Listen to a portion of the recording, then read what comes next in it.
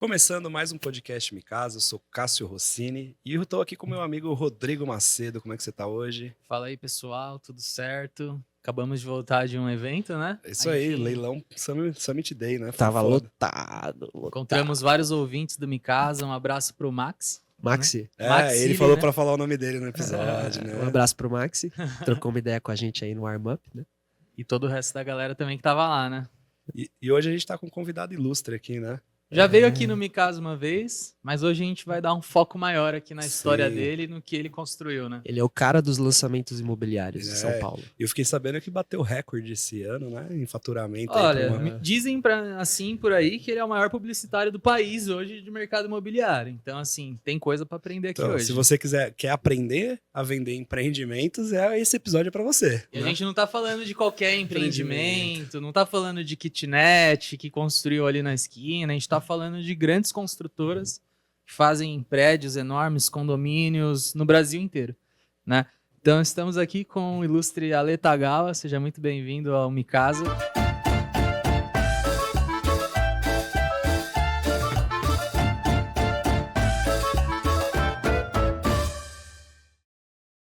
Primeiro, agradecer essa apresentação. Que responsabilidade, hein, que vocês colocaram pra mim. Meu Deus do céu. Vou tentar Você dá conta, pô. retribuir a altura, né? Primeiro, agradecer, né? Estar aqui novamente no Me Case agora, né? Podendo contar um pouquinho aqui da minha história. Essa molecada aqui são fantásticos. Eles têm uma visão de negócio.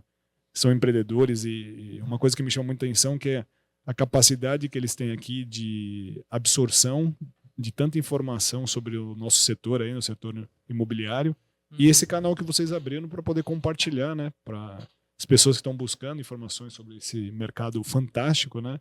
E eu acredito que o formato que vocês construíram, ele é muito campeão. Então, estou muito feliz de estar aqui, honrado de poder conversar com vocês. Muito obrigado. A honra é toda nossa, né? A honra é toda nossa de receber você aí, cara. Obrigadão, cara. A gente fala que todo convidado que vem aqui, a gente fica com uma partezinha dele dentro de nós, né? Então a gente aprende muito, e agora estamos tentando botar em prática, né? Muito legal. E eu acho que aqui, depois que surgiram, né, os podcasts, eu falo que assim, vou falar do YouTube. O YouTube é uma educação gratuita. Uhum. Como vocês disponibilizam conteúdo, já estão mais de 80 episódios, e vocês contribuindo com a educação, né, das pessoas. Então, e olha que louco, e é gratuito, né? Então, se a gente voltar, vocês são jovens, mas se voltar na minha época de 20 anos, a gente tinha acesso à informação, a gente não tinha acesso, facilidade, né, de educação, e ainda mais de uma forma gratuita. Eu fiquei sabendo, na verdade foi o Ganjos, que é o head do Google, do mercado da educação, por minuto, 500 horas são colocadas de conteúdo de educação no YouTube. Então, olha quanta informação que nós temos de acesso. Por minuto, né? A gente está colocando aqui 2 horas de episódio por semana. Então, vamos ter que trabalhar mais, então, turma. Então, eu acho que assim, essa possibilidade de vocês colocarem esse conteúdo, né, para as pessoas, eu acho que vocês estão favorecendo o crescimento do mercado. Com certeza. Agora, para a galera ter uma noção de quem é o Tagawa, né? Dá um contexto aqui pra gente. A gente sabe que você tem uma agência, que você tem vários projetos, que você está envolvido no mercado imobiliário, só para a galera ter uma noção inicial. Ele falou aí de que anos atrás era diferente, mas que olha pra ele e acha que ele tem 38 anos já. Eu ganhei o dia aqui com o Matheus. O cara tá em dia, velho, com o físico. Você não acredita, tem muitos anos de experiência nesse corpinho aqui, velho. Olha, faço 50 anos esse ano, né? E tá sendo até um movimento interessante na minha cabeça, porque você reflete, né, sobre a tua vida, e interessante a gente estar aqui falando sobre isso, porque o que eu estou fazendo muito é recordando a minha carreira, né? São 25 anos, né, de agência, de publicidade, mas o movimento começou lá no Japão, cara. Fui muito cedo pro Japão, com 17 anos, fui trabalhar, a gente tinha muitas dificuldades financeiras, e eu fui lá para trabalhar como dekasegi, que é quando você é descendente de japonês, você pode trabalhar no Japão. E olha que louco, né? Eu fui trabalhar numa fábrica de casa pré-fabricada. Sério? Caraca. Os caras são muito Lá à frente, né, velho? Do olha tempo, que louco, velho. né? Imagina uma esteira de carro, né? Uma fábrica de carro, uma esteira, em vez de sair carro, saía casa pronta. Isso há 30 anos, né? Mais, né? Porque a empresa já existia há muito tempo, então.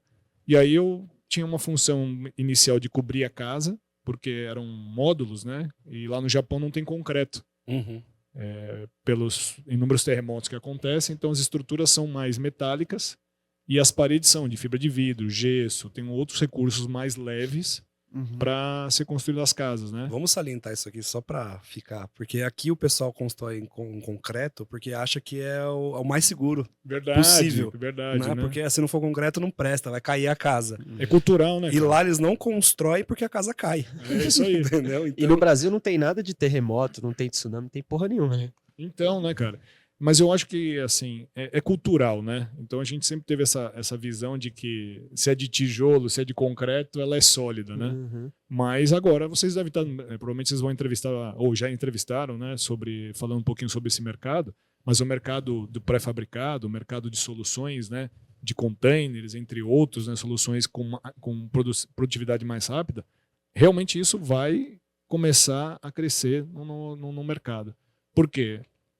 Uma obra limpa, mais rápida, mais eficiente, menos prazo. Então, acho que tudo mais isso... escalável, né? Mais escalável, né? Então, acho que... Claro, o pessoal que está trabalhando... Eu sei até que é o Justus, que está com uma empresa sobre steel frame, né? Entendeu? Então, eu acho que é um setor que vai entrar numa franca evolução e as pessoas vão começar a olhar com carinho para isso. Pô, o Japão já faz isso há 50 anos, 100 anos, sei lá quantos anos já. E aqui no Brasil, foi o ano passado, né? Que tornou a NBR. Saiu uma NBR dizendo que é uma construção convencional. Agora os condomínios estão liberando construir assim, porque antes nem era possível. Verdade, né? Poxa, que bom, né, cara? Então quer dizer que, só que abriu, né? Só o começo, né? Porque igual você falou, é cultural. É cultural. Sair a norma é uma coisa. Agora, os construtores têm que convencer as pessoas de que, pô, quando ela for bater na paredinha ali, a casa é segura. Sim, e não só os consumidores também, mas a mão de obra também, né? Tem que ser convencida. O que muda é você para de ser um cara que mexe com cimento para ser um montador. Perfeito. Né? Porque a gente conhece algumas empresas que fabricam steel frame, cara, o negócio chega etiquetadinho, peça a peça, parafuso a parafuso. O cara só chega com manual, igual se fosse um móvel, né, que você compra, com manual e monta a casa. É fantástico. Ó, lá no Japão eram módulos, né? Você escolhia se queria uma casa de 1, 2, 3, 4 dormitórios. E aí o caminhão ia no terreno fazia o alicerce, né? Preparava o alicerce. E iam chegando os containers com os módulos, né? E aí eles iam parafusando o módulo, colocavam o segundo módulo, o telhado saía pronto, ia parafusando tudo. Já tinha móvel planejado, já tinha o banheiro dentro, já tinha eletrodomésticos, já saía completo, a solução completa. E ali você escolhia só o modelo que você queria, mudava o papel de parede, mudava o detalhe do piso, mudava aqui. Pronto, você pronto. Você foi trabalhar nessa empresa jovem ainda? Fui com 17 anos, eu fui pro Japão e... Aí eu entendi por que meu sobrenome é Tagawa, né? Porque eu tive essa possibilidade de trabalhar lá e por ser oriental, descendente, né, de oriental, foi interessante porque eu falo que o Japão me transformou em homem. Pela disciplina, pela honra, pela organização, né? E principalmente porque com 17 anos eu estava num momento muito difícil da minha vida, morava num bairro periférico e as coisas estavam muito difíceis, já tinha me envolvido com algumas coisas erradas, né? Entende? Então eu falo que o Japão me salvou. A possibilidade de ter ido embora para o Japão é que transformou a minha vida. Então vocês foram lá na agência, já foram gravar lá no Tagawa Cast. Muito da hora. Você vê que o Japão está presente, né, em todas as coisas da minha vida. Na sua sala você tem uma janelinha de frente para um jardim de bonsai. Isso, Matheus. Então, assim, é uma maneira que eu honro não só o Japão e também a minha avó, que foi que me criou, entende? E ela sempre seguiu os preceitos budistas e ela sempre mostrou para mim o quanto é importante a cultura oriental, né, cultura japonesa. E aí fui trabalhar.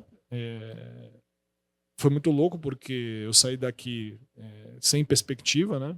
Não tinha terminado o colegial, abandonei os estudos, né, no segundo colegial e fui para o Japão assim sem saber o que ia acontecer. E aí chegando lá, consegui um emprego já de imediato e comecei a trabalhar nessa fábrica de casa pré-fabricada e comecei a ganhar $2.500 por mês. Né? Então você imagina, você sai de um cenário que era caótico aqui no Brasil e eu chego lá no Japão e começo segundo colegial, empregado, $2.500 e eu falei, cara, olha que interessante isso, né? E aí comecei a trabalhar E eu sempre fui muito curioso e sempre tive facilidade de me relacionar, né? Entendeu? Sempre conseguia construir empatia com as pessoas, né? Uhum. E aí eu fui trabalhando, aí eu comecei cobrindo casa, que era um trabalho bem complexo, sujo, né? Porque as lonas vinham todas sujas, eu voltava preto para casa, né? Trabalhava 12 horas por dia, né? Não era moleza, né? Não é para fraco, entendeu? Corpo mole lá não aguenta. Funciona. E aí comecei a trabalhar nessa fábrica, aí comecei a evoluir, aí de cobrir casa eu passei a colocar janela, depois de colocar janela cheguei até o controle de qualidade, que eu ficava só com a pranchetinha.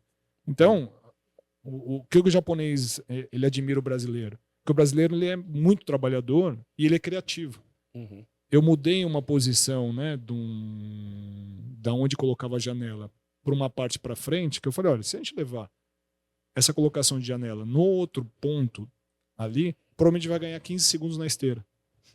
E aí o japonês, eu falei, tanto que no dia lá o presidente, né, chama Satio, né, o presidente me chamou para agradecer em público pela iniciativa que eu tinha tomado e na verdade os caras já estavam te valorizando, né? Tipo assim, os caras, né? Cultura organizacional fortíssima já, né? Então, mas a criatividade brasileira, ela é para facilitar a tua vida, né? Então o que aconteceu?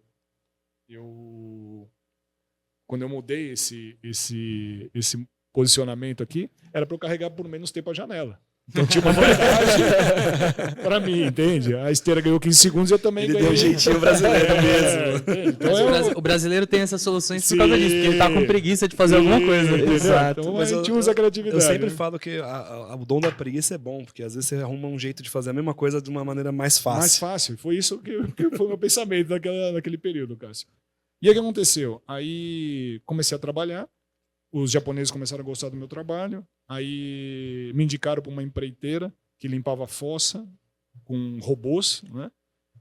E aí ele me chamou e falou, tem um trabalho assim, eu preciso de 10 brasileiros ou 20 brasileiros, você consegue? Eu falei, olha, ele falou, te pago $40 por brasileiro que você conseguir colocar lá. Puta, começou um puta tráfico de pessoas. Boa, Rodrigo. Caralho. E aí, o que aconteceu? Eu chamei os brasileiros, ele pagava $200 pra gente trabalhar de sábado, né? E é um trabalho foda, né? Assim, colocava uma roupa de borracha até o pescoço, porque para encaixar o robô você tinha que entrar na merda, né? Você entrava na fossa, encaixava o robô no buraco, e o robô tinha um braço que ia girando. Só que o pior era você descer e encaixar a porra do robô lá. Eles né? olharam e falaram, mano, vamos arranjar os brasileiros. Os brasileiros. Né? Eles corajosos e gostam de dinheiro, né? Então, bora. E aí foi assim, aí olha que louco, né? Já começou inconscientemente o movimento empreendedor, né? Falou, pô, peraí, se eu colocar pessoas lá, eu vou ganhar, né? Você já começa. E também uma construção chamada network, né? Uhum. Porque através do meu relacionamento com o empreiteiro, eu tinha um relacionamento com os brasileiros, eu uni os brasileiros a esse empreiteiro, estava feito o negócio. E aí, dependia do fim de semana, eu ganhava $400, $800, Caraca, entendeu? E foi assim, trabalhando, né? Trabalhando na fábrica de segunda a sexta, e sabadão, bora limpar a fossa. Bora merda até o pescoço. E foi assim. Aí, olha que louco, né? E aí esse mesmo chefe, gostava muito, né, do meu trabalho, tudo. Ele era fotógrafo de moda, de fim de semana.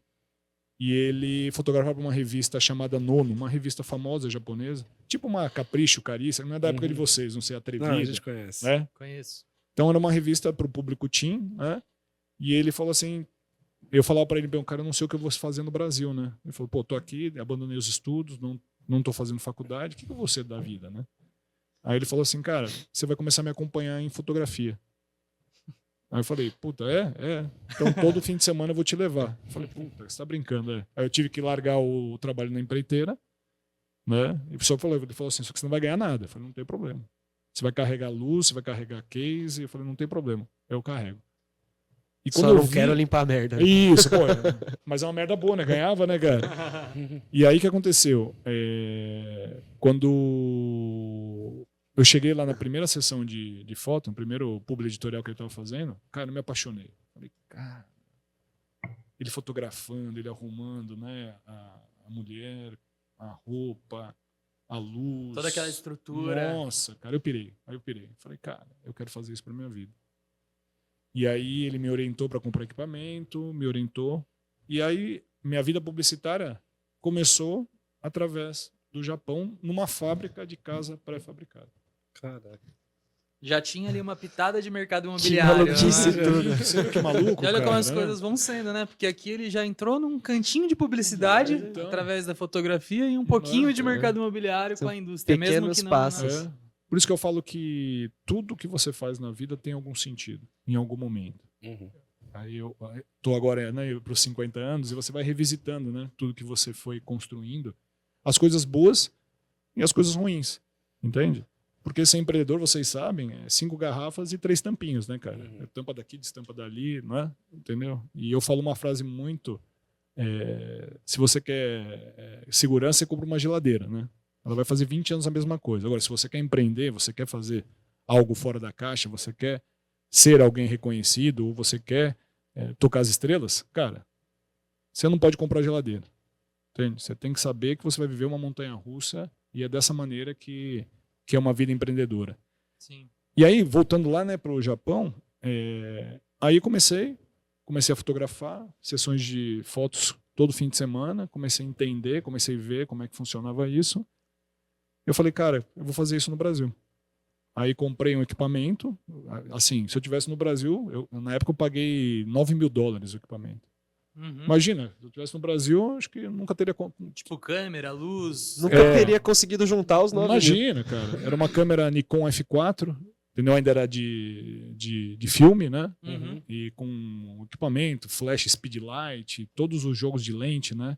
Desde a grande angular até a Chegou com o pé 300. no peito já de equipamento também, né? Pé no Porque peito aqui no equipamento, Brasil, mas... Não, imagina, o pessoal olhava assim e falava, caraca, como você tem essa câmera, né? esses japoneses Esses japoneses não eles são sabem de fáceis, alguma né? coisa. E aí eu cheguei no Brasil e eu fui fazer Pan-Americano de Arte, porque eu precisava saber da técnica, né? Ele tinha me ensinado, claro, lá na prática, né? Mas eu precisava estudar um pouquinho para começar a entender. E fui fazer Pan-Americano de Arte. Aí comecei a fazer Pan-Americano de Arte e, de novo, network. Uma tia nossa, ela tinha trabalhado numa fábrica e essa fábrica, o filho do dono tinha uma agência de modelos que chamava Flashbook. E aí eu falei para essa minha tia, falei, pô, me ajuda aí para falar com... Porque eu quero entrar nesse meio. E aí fui falar com o cara falou assim, ó, beleza, você pode estagiar aqui, eu vou te pagar em dólar, $100 por mês. Aí eu pensando lá, pô, $100 eu ganhava... Limpando fóssil. Limpando fóssil um dia. Né? Aí eu falei, não, tá fechado, bora. E aí foi assim. E aí eu comecei a trabalhar nessa agência, comecei a fazer books. E a coisa foi evoluindo. Aí a gente montou um salão de beleza embaixo da agência de modelos para maquiar, fazer o cabelo das modelos e atender o público externo, né? Uhum. E aí eu já comecei também a empreender. Então eu juntei com a minha mãe, falei, minha mãe já tinha sido cabeleireira, falei, vamos montar um salão. E eu uni a demanda que já existia, né? Eu falei, vamos montar esse salão que pode dar certo. Aí montamos o salão, era embaixo e em cima era a agência. E tinha uma academia de musculação também lá. E passarela de cursos de modelo, de passarela, tudo. E aí, quando montou essa academia, o cara falou, eu não tenho professor. Eu falei, naquela época eu não precisava ter formação de educação física, né? Uhum. Eu falei, eu treino desde moleque, né? Se quiser, eu posso dar aula também. Então eu comecei a fotografar e dar aula na academia de musculação e o pessoal vai depois fazer um meme comigo e aeróbica. Dava aula de aeróbica. Esse cara, vamos, subindo agora. Às 6:30 da manhã é um pique desgraçado. Desgraçado, aquele puta frio, né? Sei lá, sorrindo, né? E aí eu virei professor também de musculação e aeróbica. Então, eu fotografava, que era assim, as aulas eram mais na parte cedo, né? Da manhã e à noite, né? E aí no meio do dia tinha pouco aluno, né? Então aí não tinha aulas concentradas nesse período. Então eu dava aula de musculação aeróbica, depois eu ia fotografar. Resumindo, fiz 3.000 books. E aí que aconteceu uma coisa muito legal. Aí depois eu fui montar o segundo salão de beleza né? Porque aí o salão já tinha expandido, deu certo. E em cima eu falei, tinha um espaço, falei, pô, aqui dá para montar meu estúdio. Aí eu falei, pô, acho que é a hora de eu ter meu próprio estúdio. Aí eu saí da agência de modelos e abri meu próprio estúdio. Isso com quantos anos já você tava? Eu tava com 22 para 3. Tinha acumulado ali um pouco de experiência já, né? 97, para 2023. Me ajuda aí, Matheus, você que é bom de conta. 97 o quê? Para 2023, quantos 26 anos. Dá 25 anos. 25 anos. Então eu tava com 24 anos. Com 24 anos eu decidi montar esse estúdio fotográfico. E foi. E aí a gente fazia evento, a gente fotografava, até que a gente levava as modelos para fazer aquelas feiras que tinham ali no, sabe, feira do automóvel, UD, tinha um monte de feiras que acontecia. E aí um cliente meu de fotografia, ele falou para mim, cara, eu preciso de um folheto. Eu falei, puta, folheto, cara, eu não faço folheto. Ele falou, cara, te vira, né, cara? Entendeu? E se tornou uma das big empresas de cosméticos. E aí eu falei, cara, tá bom, fui lá, comprei um tal de Macintosh em 60 vezes, carnezão desse tamanho. Fui buscar uma menina que entendia do tal de CorelDRAW lá na Casper Libero.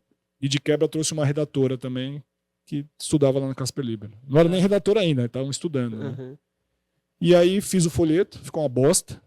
Degradê, sabe? Ficou ruim, ficou fora do registro. Ficou... Aí era uma feira da cosmética, o cara falou assim, cara, você entregou. A partir de agora essa é a nossa agência de publicidade.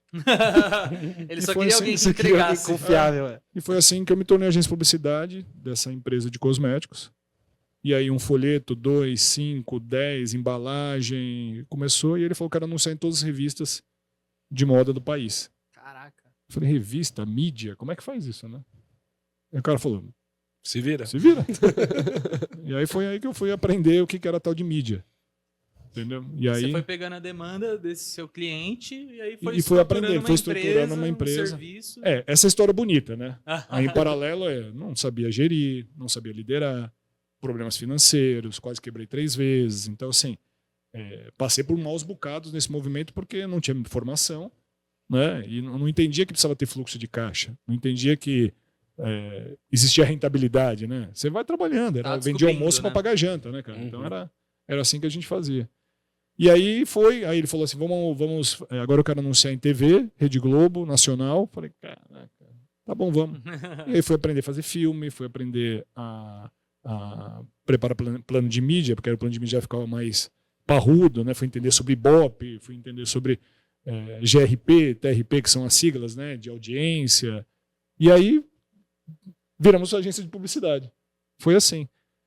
E aí é muito louco, cara, porque eu tava conversando com vocês, né? Eu nunca fiz uma divulgação da agência. Todos os negócios, durante esses 25 anos de agência, vieram através de uma coisa chamada relacionamento. Ele contou pra gente aqui fora do podcast que ele nunca teve uma equipe comercial. Não, então, ele acabou de contratar um diretor comercial agora. 25 anos 25 de agência, anos. velho. 25 anos de agência. Por isso que eu falo, cara, se as pessoas elas entendessem a importância, e a importância das relações são desde do momento que você nasce, quando você é criança, depois quando você é adolescente, depois a faculdade. Vocês dois é a prova viva disso, né, cara? Então, se você resgatar todos os seus contatos, você não precisa nem precisar vender. Porque muitos deles deram certo na vida. E se eles deram certo na vida, eles são ou empreendedores ou são diretores de empresa. Então, olha a oportunidade que você tem. Só que a gente abandona as relações, né? E a gente vai construindo novas. Abandona e constrói novas. A gente trabalha à toa. Vou dizer uma coisa super interessante sobre relacionamento. Aí, nessa leva, né, de trabalho, que eu contei a parte bonita, né? Virou agência de publicidade, estava anunciando. Estava praticamente quebrado. Eu estava com 40 protestos na empresa. Cartões de crédito já assim, não tinha mais crédito. Eu devia em 99, tá? Em 99 eu devia R$200 mil. Se a gente atualizar para hoje é mais de R$1 milhão. Mais de 1 milhão. Mais de 1 milhão. Não sabia o que fazer, desesperado. O oficial de justiça batendo lá e a gente não abria a porta para o cara não decretar falência da agência, né? E olha, uma coisa muito importante, eu sempre priorizei o salário dos funcionários. Eu nunca trazia um salário. Eu fiquei quebradaço, mas eu sempre honrei com o salário dos funcionários. Eu acho que por isso que eu me mantenho de pé até hoje. E aí, olha que louco, né? Eu desesperado, eu tava magro, tava caquete. Minha mãe achou pessoa certa que eu tava até com doença. Ela falou, vai fazer um teste, você deve estar com AIDS, você tá... Cara, não sei, cara, você tá, só o pó da rabiola, né, cara? Que era a preocupação, né, cara? Você tava, assim, desesperado. E aí, toca meu telefone. Naquela época não tinha... O celular ainda era o tijolão, né? Bip, né? Tinha o pager, né? Tocou o telefone fixo, né? Não entendi. Falou, ô, Tagal, tudo bem? Eu falei, não, tudo bem. Lembra de mim? Eu falei, puta, não, cara, não lembro. Tá com a cabeça, né, totalmente perdida, né? Falou, Alex. Eu falei, puta, Alex, cara, não sei. Pô, Alex Gombato, estudei com você lá no Helena Leme, colégio estadual ali na Praça da Árvore. Eu falei, nossa, cara, tudo bem. Pô, lembrei, né? Só que você tava com a cabeça tão... Você nem lembra de quem é Alex, né? Aí comecei a conversar e tal. Ele falou, cara, fiquei sabendo que você tem uma agência, né? Eu falei, tenho. Aí ele falou o seguinte, falou, ó, hoje eu sou gerente de marketing da Aiva. Você lembra aquele som Aiva? Foi comprado pela Sony? Não, essa marca é boa demais. Eu tenho um fone de ouvido deles até hoje. Até hoje? Porque quem é som profissional ainda valoriza essa marca. Mesmo, Rodrigo, isso aí. E aí ele tinha... ele era gerente de marketing da Aiva, e a Aiva foi comprada pela Sony, né? Aí ele falou o seguinte, falou, Tagal, é o seguinte, eu preciso fazer uma campanha, porque eu preciso divulgar os nossos CD players e os nossos microsystems, lembra aqueles microsystems tops que tinha, né? Ele falou, isso era em outubro, tá? Ele falou, ó, preciso colocar no ar pro Natal, então a partir do dia 1º de dezembro eu preciso estar veiculando em todas as revistas, jornais, em tudo. E eu tenho uma verba de R$2 milhões. Caraca, velho. Assim, né? Até caiu da cadeira, deu bicho. Deu uma balançada, falou assim, 2 milhões naquela época, então, são o quê? Uns 10 milhões de reais hoje. Sim, um cara chegar e falar... Pô, você não faz ideia. Fala pra ele, pô, esquece essa campanha, vamos viver de renda. É isso aí, né, Rodrigo? Ele se posicionou na cadeira assim, respirou fundo. Não é? Então, vamos conversar, mas... E ele falou assim, você consegue dar conta? Eu olhei pra minha equipe, tinha 3, 4 gatos pingados. Eu falei, puta, lógico, cara, eu vou fazer. Eu tava sem capital de giro, não tinha crédito. Eu já tava, falei, uma sorte é que naquela época eu não puxava a capivara. Porque hoje você põe no apontador, você põe em qualquer e aparecer os 40 protestos, né, cara? Bota no Reclame Aqui. Porque naquela época o cara tinha que rodar todos os cartórios para fazer o levantamento, entendeu? Preguiça, né? Da tua empresa. Vai direto e na confiança. Por isso eu falo das relações, né? De confiança, né? E ele tinha recém assumido o cargo de gerência. E ele tinha um desafio, ele podia ter levado para uma agência grande, né, cara? Ele foi corajoso, né, cara? Quer dizer, foi louco, né? Nem corajoso, né? Foi maluco, né? De colocar na minha mão, né? Acho que ele tava sem referência nenhuma. Sem referência nenhuma, cara. Aí... Você contou isso pra ele depois? Oi? Contei. Ele sabe como é que foi essa história, cara. Eu falei, você sabia que eu tô quase quebrado? Quando... Ele falou, puta, você tá brincando. Que merda que eu fiz. Quase que eu fui pra... E o legal é que a comissão que a gente recebeu foi os exatos R$200 mil. Caraca, que precisava para quitar a dívida. Pra quitar. Lá. Só que aí, eu falei, se eu quitar de novo toda a dívida, eu vou ficar sem dinheiro. Eu preciso de capital de giro. O que eu fiz? Chamei todos os fornecedores, eu paguei todo mundo. Os bancos eu falei, eu pago isso aqui depois. O banco é rico, deixa ele para lá. Vou organizar todos os meus fornecedores, sim. Peguei lá os 40 protestos que eu tinha e comecei a falar um a um. Falei, cara, eu vou te pagar um pouquinho agora e aí você consegue parcelar para mim em 20 vezes sem juros? O cara falou, pô, o cara tá quebrado, é melhor eu pegar do que... Não deixar de receber, né? Eu lembro que eu fiz tanto cheque que a minha mão ficou até doendo, né? Eu fui dando... Naquela época a gente usava muito cheque, né? Uhum. Dei cheque para todo mundo. Teve um lá que eu negociei em 36 vezes. Dei cheque. E comecei a fazer. Aí a gente ficou a agência deles, né? Então começou a ter mais trabalhos recorrentes, né? E as coisas começaram a clarear e começaram a melhorar, entendeu? E olha como louco. Relacionamento, certo? Que a gente está conversando. Uhum. Agora eu vou contar para vocês como eu entrei na EZTEC. Olha como são as coisas. Que foi a passagem para o mercado imobiliário, né? Já foi tanta coisa maluca agora que eu já nem sei mais o que esperar. Até então era uma empresa de cosméticos que você falou. Eu atendia cosméticos e atendia uns clientezinhos pequenos, assim, sabe? Então, atendia uma empresa de produtos naturais. Então beleza. Sempre tinha, né? Entendi. Alguns clientes. Aquela de cosméticos continuou crescendo e forte, chama DP Roll. Uhum. E depois lançaram uma linha afro chamada Salon Online. Uhum. Hoje a Salon Online acho que é uma das maiores marcas. Conheço né? essa marca. Famosíssima. E nós que fizemos o primeiro embalagem, o primeiro folheto. Entendeu? E aí Exetec foi inusitado também, cara.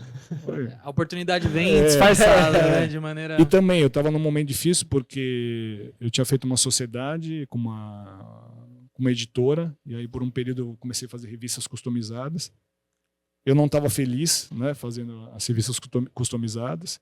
E olha como é louca a vida, né? E aí a gente tinha uma empresa já estruturada, 2 casas grandes, né? Tava com acho 40 funcionários e tal.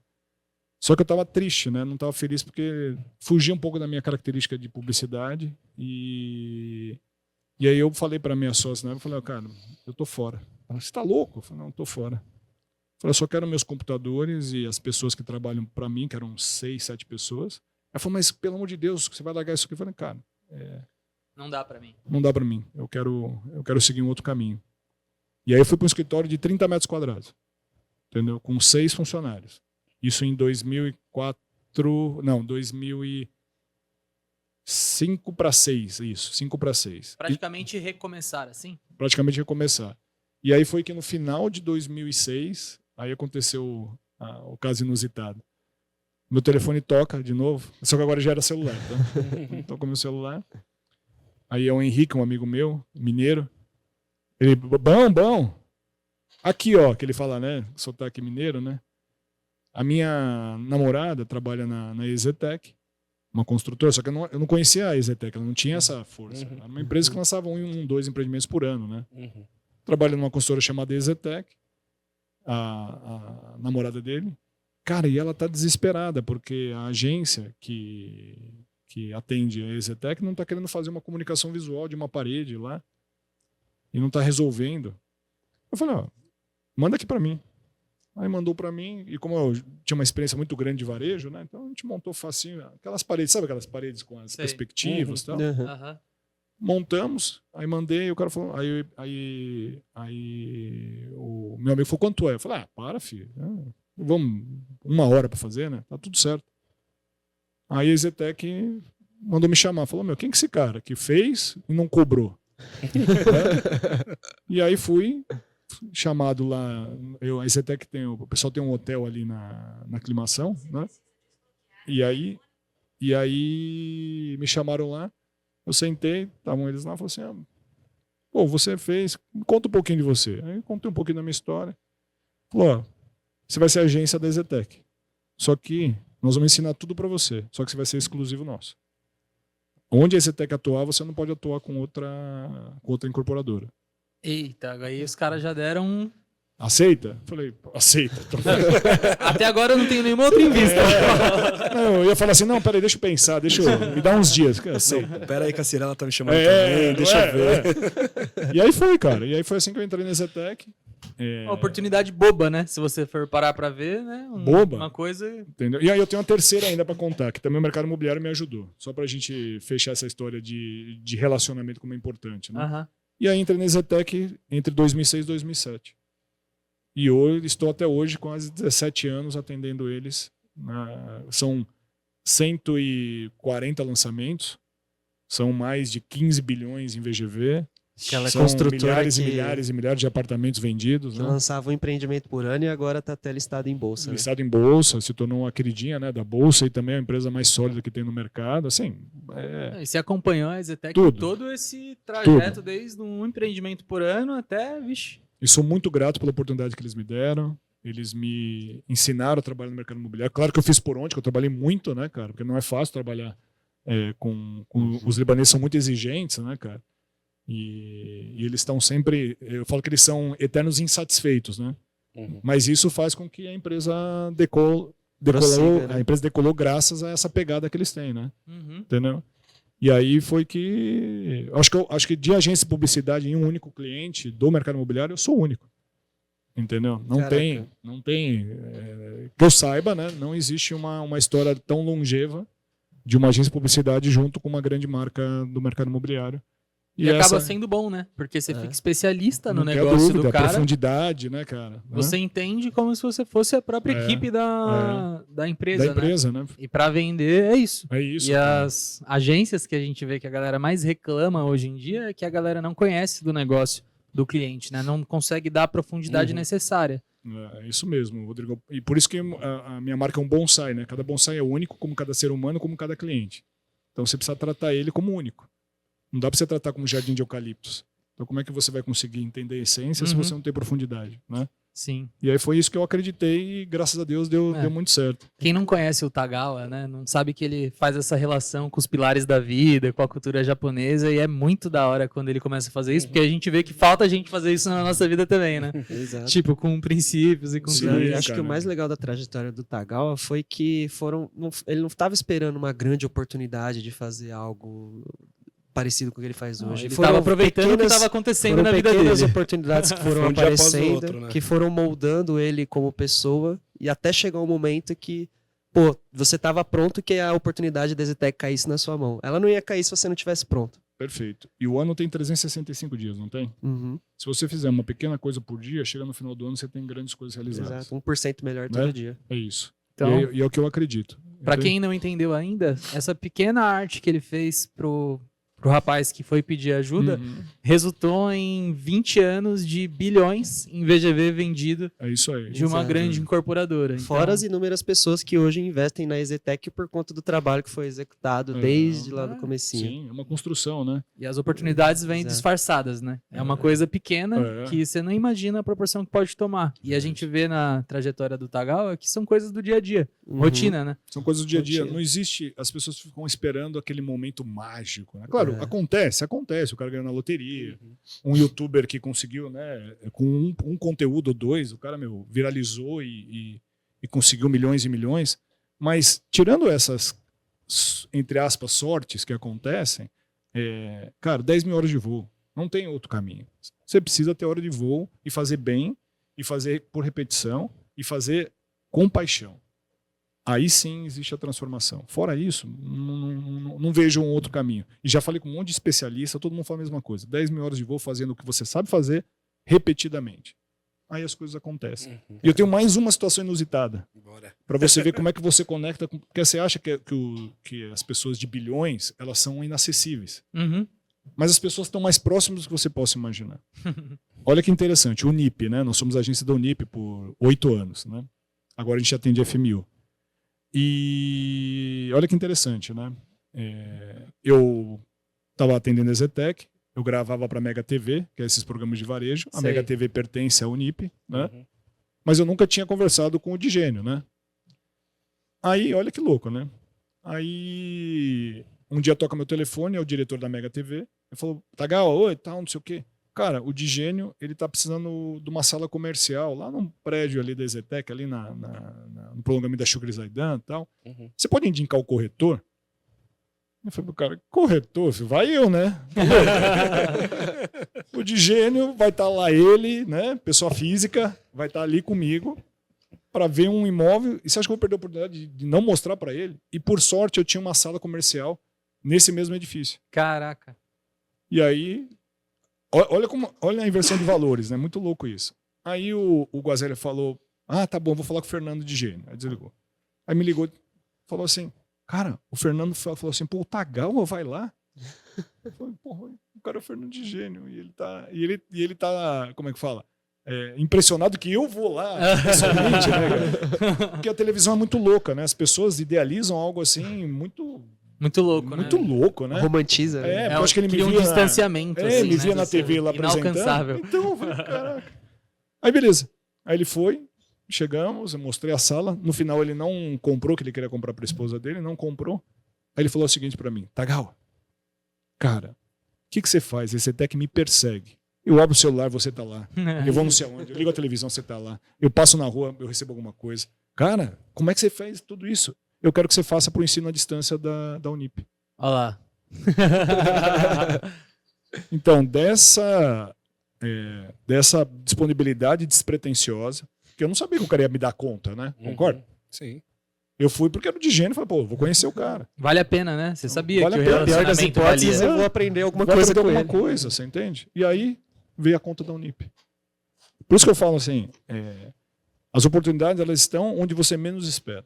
Então, não deixe de conversar com as pessoas, não deixe de se relacionar, não deixe de valorizar as pessoas que passam pela vida, né, de cada um. Mesma coisa que, pô, a gente está conversando, quantas pessoas em comum nós conhecemos? Muitas. Concorda? Uhum. Vocês foram lá, o Angeli é em comum, o Piero é em comum, o Goldinho é em comum. Sofia, cara. Eu falo. Tá tudo conectado. Agora você imagina, qualquer coisa que vocês precisem de mim, eu preciso de vocês, não tá na mão? Tá. Exatamente.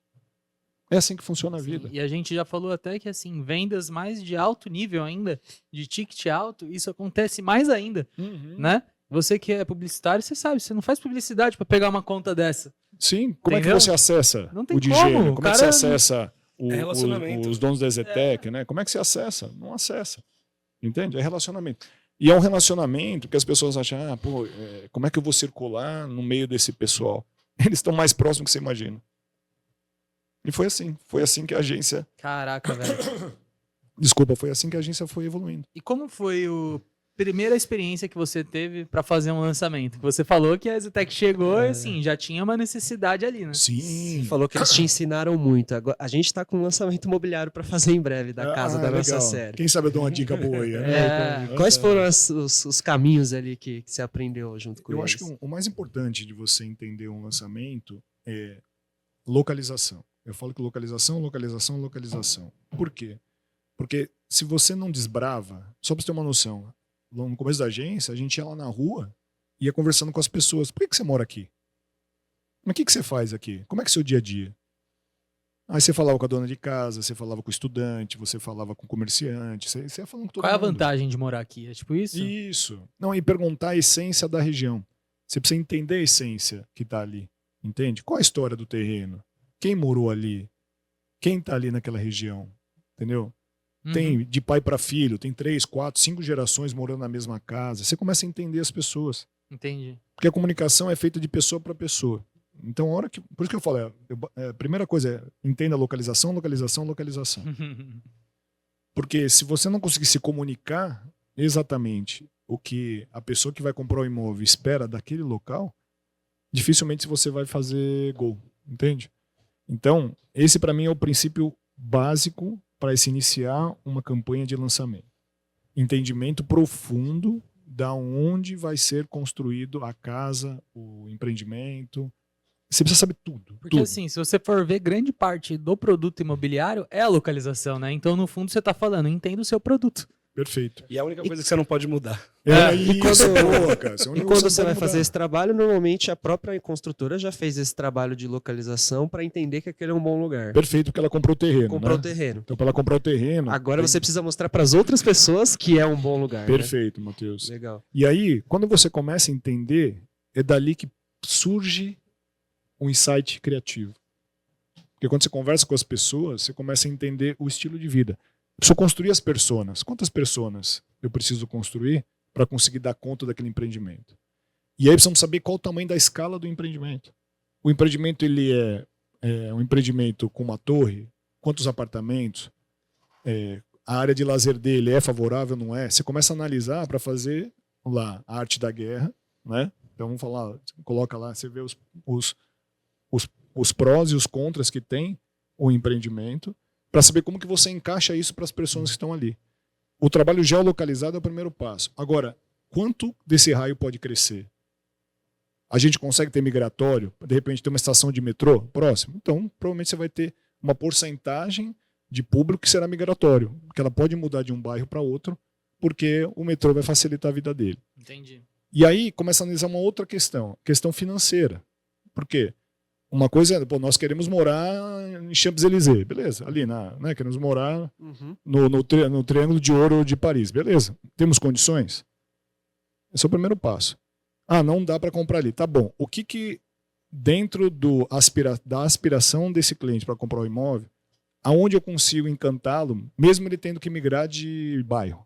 Entendi. Porque o potencial financeiro dele não é suficiente para ele poder morar realmente no ponto que ele quer. Aí é um outro fator de entendimento. E sai da onde toda essa informação? De localização. Puramente de localização. Por isso que vale a pena sentar no banquinho ali, ver qual é o fluxo de carro, as pessoas andam, como é que ela se comporta ali. Aí você começa a analisar, padaria, café, academia, tem, não tem. Você já faz a engenharia social da região. Perfeito, mano. Você faz a engenharia social daquele local. Isso te dá ferramentas importantíssimas para o insight criativo.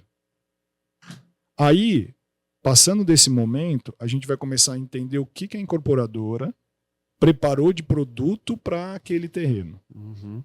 Vai ser um público single, vai ser um público mais família, vai ser ele tem aptidão para investimento. Aí você começa a classificar como você vai posicionar esse projeto. Que sempre acaba tendo mais de uma persona, né? Esses não tem dúvida, sempre. Mas o mais importante é você cadenciar. Qual é a porcentagem que tem em determinada persona? É que a localização ela é boa para todo mundo, né? Aí você começa a segmentar, é o que você falou das porcentagens, né? O quanto você vai querer atingir cada uma. Eu acredito que é tudo sobre as pessoas, né? Olha o que ele falou. O primeiro ponto é definir um local para analisar as pessoas, para confirmar se aquele é um bom local, para depois definir um produto para aquelas próprias pessoas que você analisou. Uhum. É isso mesmo. Até o Piero fala, né? O lucro não tem CEP. Então o imóvel ele tem que ter um sentido naquele lugar, ele tem que ter um propósito. Perfeito. Imóvel que tem propósito vende, imóvel sem propósito não vende. É isso então mesmo. se é um imóvel construído para pessoas daquela região que vai facilitar a vida daquelas pessoas e vai melhorar a vida delas, aí ele vende. Perfeito, Cássio. Ótima leitura. É como se você pegasse do lado de uma faculdade e fizesse um prédio para família. Tipo, perfeito. Vai fazer um estúdio. Né? Então eu acho que o mais importante é a profundidade e de entendimento da localização. A hora que você vence essa etapa, você já tem também vários insights para começar a determinar como vai chamar esse empreendimento. E na prática vocês fazem desse jeito mesmo, sentar lá no banquinho, ou existe uma estratégia ali para conseguir coletar essas informações? Legal. O time vai a campo. Né? Então, normalmente os criativos, o diretor de criação, com o redator, diretor de arte, eles montam um grupo de trabalho e vão para lá. Passam praticamente o dia lá, analisando, vendo, e depois vem a pesquisa secundária, que é pelo digital. Mas a primária é feita através do tete-a-tete lá. Eles vão lá, almoçam no restaurante que tem ali, conversa com o tio da banca. Entra na academia, vai vendo, na fila da farmácia. Né? Começa a entender como é que é o Vê se a padaria dia-a-dia. tem pão quentinho. Isso. E aí o que acontece? Feito isso, você começa a ter ferramentas para poder criar o nome do empreendimento. Vou pegar um exemplo do empreendimento em Guarulhos, que a gente batizou ele de Cidade Maia. Cidade Maia? Maia. Ele estava próximo aonde? Do Bosque Maia. Maia é um nome super difundido lá. Entendeu? Porque o Bosque Maia é o pulmão verde de Guarulhos. A hora que você entende que o nome Maia é forte, peraí, já guarda aqui na caixinha. Você só sabe isso entrando na região. Só entrando na região. Você sabe isso abordando o cara na fila da padaria. Onde você mora? Mora ali no Maia. Isso, eu tô do Maia. O que o botânico e o zoológico é pra gente lá onde a gente mora. Isso, mesma Nossa, coisa. é verdade. Por isso colocaram o nome de botânico, não sei o que lá. Sim. Certeza, velho. Foi o Tagawa que criou, velho. Não é possível, velho. O clima botânico, o clima do bosque, né? O botânico não era meu ainda, mas Mas a ideia é boa. Mas o clima do parque é meu, que é do lado, né? Por isso que chama botânico. Puta merda, velho. O Tagawa tava tomando banho assim, ele pensou... Mas é assim mesmo.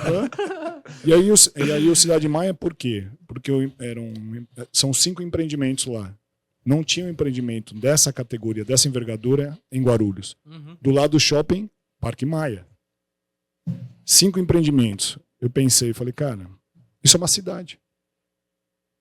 Como é que ficou o nome do empreendimento? Cidade Maia. E hoje, quando você entra num táxi ou no Uber, você fala pro cara, eu vou ali ela fica na Bartolomeu de Carlos, né? Fala, você vai lá no Cidade Maia? Já se tornou referência de bairro mesmo. Você percebe que o negócio é bom quando depois de criado ele parece tão óbvio, né?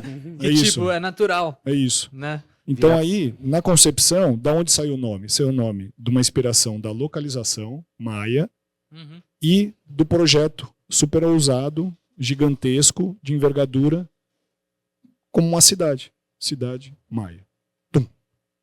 Sucesso. Eu gosto de marketing, publicidade, porque ela te dá a oportunidade de fazer isso que o Tagawa fez, que é assim, não é algo comoditizado isso, né? Não é. Não é um processo operacional que você segue, faz e cria isso. Tem uma pitada de loucura.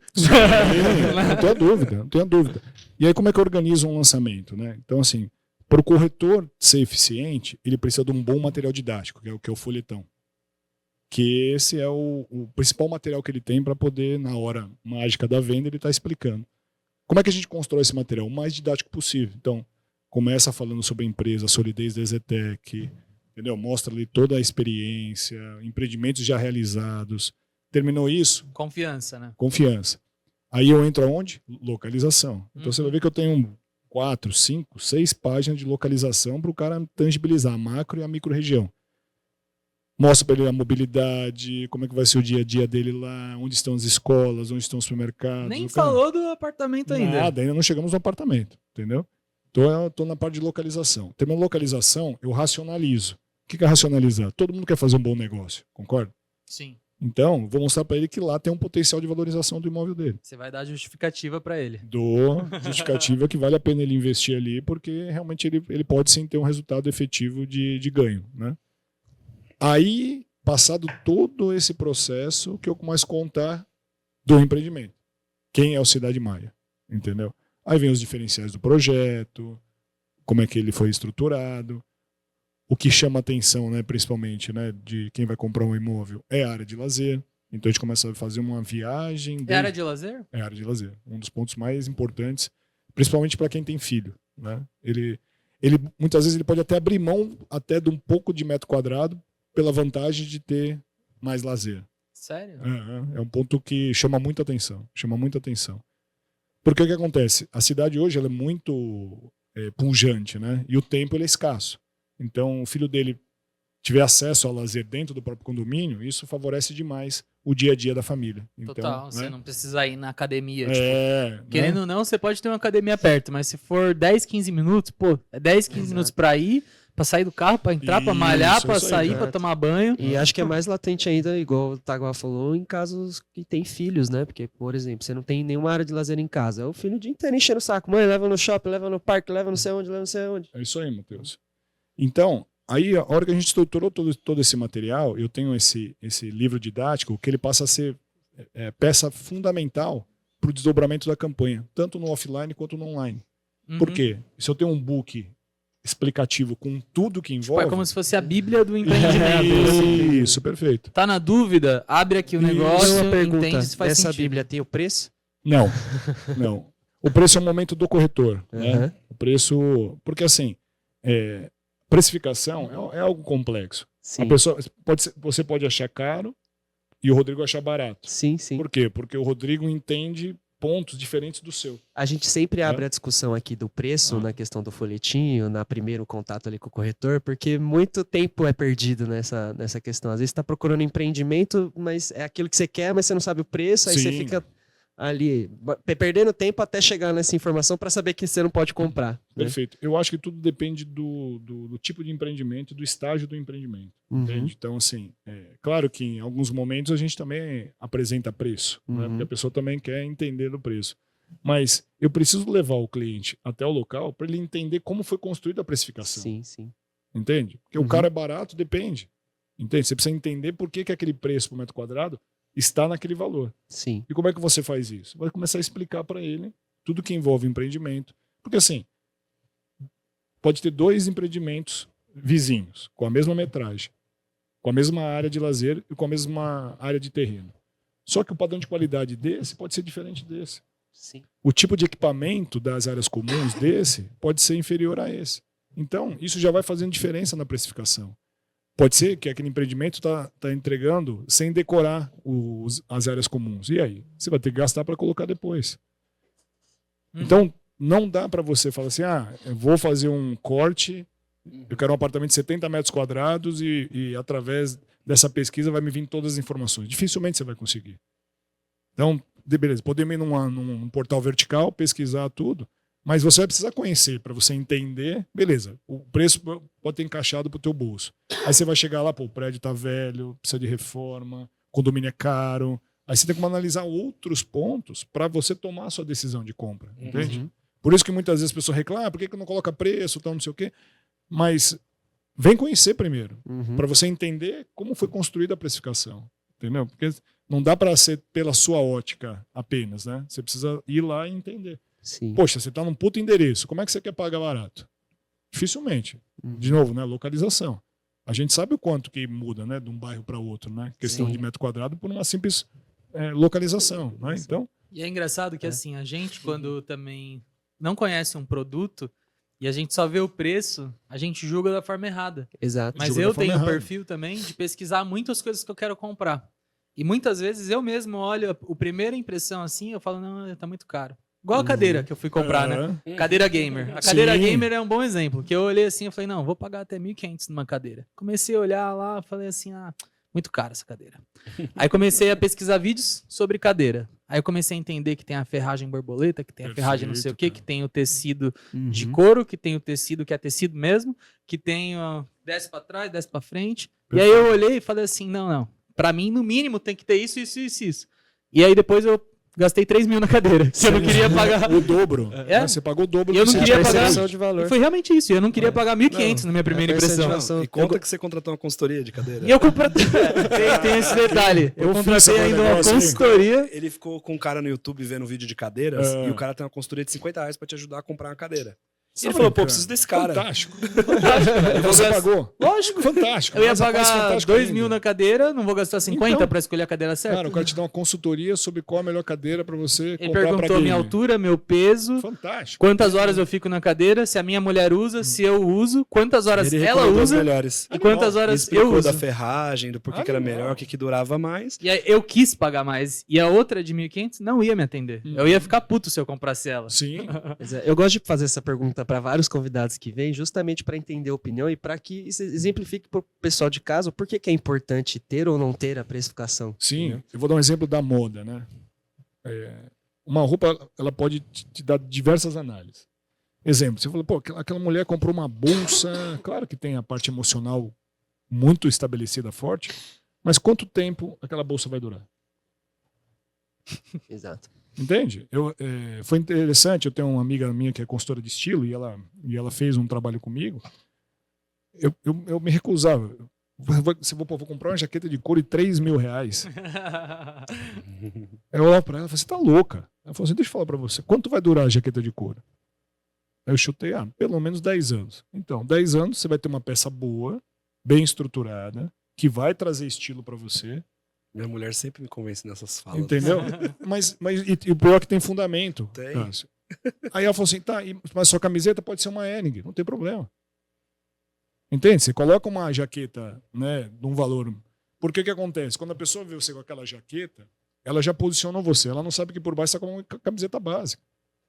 Então, Perfeito. É percepção, né? É percepção. Né? Então, acho que no imóvel é a mesma coisa. Entendeu? Então, as pessoas que estão assistindo a gente, tudo, não pare o seu processo de entendimento do imóvel pelo preço. Entende? Porque o preço também ele pode te enganar. Porque, beleza, encaixou no meu budget. Beleza, você vai lá, tal, não sei o quê, e aí você não enxerga que você pode tomar alguns prejuízos no decorrer do tempo. Pega um prédio que, ele está antigo, condomínio alto, vai precisar de um retrofit em breve, isso tudo vai contar no teu bolso. Entende? De repente você acerta no lugar que você sabe que ali não tem chance de desvalorizar. Exemplo, você pegou um imóvel ali, na República do Líbano, vou dar um exemplo. Cara, qual a chance de você perder dinheiro ali? É zero. A diferença, claro, é se você tem condições de comprar, mas você pode pagar aquele preço metro quadrado, que hoje está rodando na faixa dos 40 mil. Você pode pagar aquele valor por metro quadrado, porque, na certeza, esse dinheiro ele vai crescer cada vez mais, porque é finito. Tem outra República do Líbano? Tem outra Avenida República do Líbano? Tem uma. De frente para o parque? É uma. Entende? Então... Tem escassez. Tem escassez. E onde tem escassez, nunca vai desvalorizar. Entende? Então as pessoas elas precisam pensar com essa ótica na decisão da compra do imóvel. Igual você falou, tem vários aspectos também que mudam o empreendimento, né? O metro quadrado é o mesmo, a área de lazer é outra, o potencial de valorização do investimento é outro. Então tem diversos aspectos, né? E essa questão do preço, ainda mantendo nela, essa estratégia, ela acontece para imóveis de médio padrão, de alto padrão? É sempre da mesma forma? Cara, é mais no médio padrão. Tá. Mas também, quando tem alguma oportunidade, no alto padrão também a gente divulga. Exemplo, tem um projeto lá em Moema que ele estava realmente uma oportunidade. Está na República do Líbano e ele estava com um preço metro quadrado inferior ao preço metro quadrado médio que estava sendo praticado ali. Entendi. Então aí a gente enxerga que vale a pena você colocar. Mesmo que o valor você fala, vou pagar... 3 milhões de reais porque às vezes... no apartamento, mas Mas a Ali pessoa, faz sentido, né? isso, e a pessoa que está lendo, está vendo, está sendo impactada na internet, ela vai entender que aquele preço está competitivo. Então é uma maneira de atraí-lo. Porque ela está comprando, de repente, um valor, consigo comprar um apartamento com um valor por metro quadrado, que ela teria que comprar 2 ruas para dentro de Moema. Ela não conseguiria comprar na República do Líbano. Então é um senso de oportunidade. Aí sim a gente leva preço. No médio padrão, em alguns momentos, tem algumas oportunidades. Então aí a gente faz e divulga, né, esses apartamentos para que a pessoa entenda o senso de oportunidade. E é limitado, algumas unidades. Então ele tem que aproveitar aquele momento para poder adquirir o imóvel. Entendeu? E nesses lançamentos também, vocês, como marketing, têm um papel de captar dinheiro para o negócio também, né? Então, assim, vocês têm um período ali, tipo, de venda. Como que é essa estrutura, assim, né? Porque você falou que você gasta um tempo de concepção, Perfeito. né? É um tempo maior, não sei, da concepção. O que acontece, assim, Como de leva maneira a mais... campanha inteira. Vamos lá. Então, hoje, o período para a gente construir uma campanha inteira é 1 mês. Tá. Então, a gente que é essa concepção mesmo que você falou, que é estudar o entre produto. Pesquisa, né? Estudar lá, entender, construir a campanha. E quando você está construindo a campanha, em paralelo, você está fazendo o teu planejamento estratégico, né? Tá. Você está construindo quais são as ações estratégicas e táticas que você vai fazer para lançar aquele empreendimento. Então, plano de mídia, plano tanto on quanto offline. Então, você constrói de acordo com todo o entendimento que você teve, de acordo com o tamanho do VGV, né? O VGV vai determinar qual é a verba de marketing que a gente vai ter para investir nesse projeto, entende? Legal entender isso também, né? Então, e assim, o mercado imobiliário, assim, tem um investimento em marketing pode girar até 4, 5% do valor do VGV. Sério? Sim. Caraca. Entendeu? Depende do tamanho do VGV, do tamanho de projeto, se vai ter decorado ou não, porque normalmente o decorado e o plantão de vendas entra no custo de marketing, né? Ah, é? Um decorado? Entra no custo de marketing porque ele é o PDV, né? Entendi. E vocês também que fazem esse planejamento? Não, esse planejamento já é feito por uma outra área dentro da EZTEC, mas né? entra no custo de marketing. Isso, mas ali na planilha a gente entende que tem um investimento que é alocado para o PDV. Entendi. Né? E ele sai da verba de marketing, entendeu? E aí depende, tem empreendimento que vai custar 2% do VGV, tem empreendimento que vai custar 3%, depende da velocidade. E a velocidade é engraçado porque assim, a incorporadora também tem uma estratégia de precificação, né? Então ela precifica no lançamento. Por que tem lançamento? Porque você vai comprar com condição especial. Sim. Passou do lançamento, esse preço vai evoluindo. Então, vai virando tabela, né? Isso. E a consultora vai determinando qual que é o ritmo que ela vai colocar para a venda dos apartamentos. Porque também ela precisa rentabilizar, né? Sim. Entendeu? Então aí vai evoluindo, né? Então ela estabelece, eu quero vender no lançamento 30% do empreendimento. Como se fossem lotes, assim, né? E se vender os 30%, naturalmente já vai ter uma próxima tabela. Tá. E aí as tabelas vão subindo. E esse aí, limite geralmente é por tempo ou é por unidades vendidas? Normalmente é pela velocidade de venda, entendeu? Aí, voltando ali, né, na concepção. Então aí você entende qual é o valor que você vai ter de investimento de marketing, entendeu? Se vai ser... eu vejo que no mercado todo trabalha até 5%. Entendi. Entendeu? E aí umas mais eficientes, outras menos eficientes, né? Mas vai até 5%. E aí, nesse momento que eu tenho VGV, eu entendo quanto eu vou ter de verba de marketing para poder construir meu plano. E aí, enquanto a equipe criativa está trabalhando, né, na criação da campanha, tem um outro time, que é mídia e digital, trabalhando como será divulgado esse empreendimento. Tá. E aí, a equipe de mídia e a equipe de digital e planejamento, elas já beberam de toda essa fonte aqui. Aí elas começam a estabelecer como é que elas vão fazer a divulgação. Tá? E aí, em 1 mês, a gente apresenta a campanha junto com o planejamento.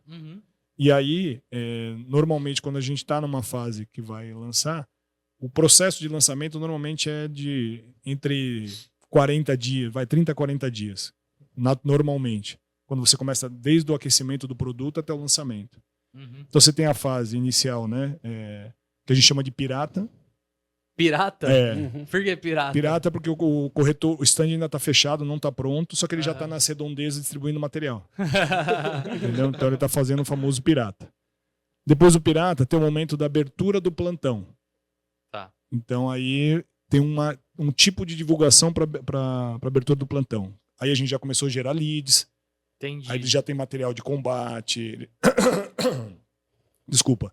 Eles já definiram os pontos avançados para distribuir material, que é uma padaria, que é um supermercado. Ele já tem os pontos definidos. A gente começa a gerar lead para eles começarem a trabalhar.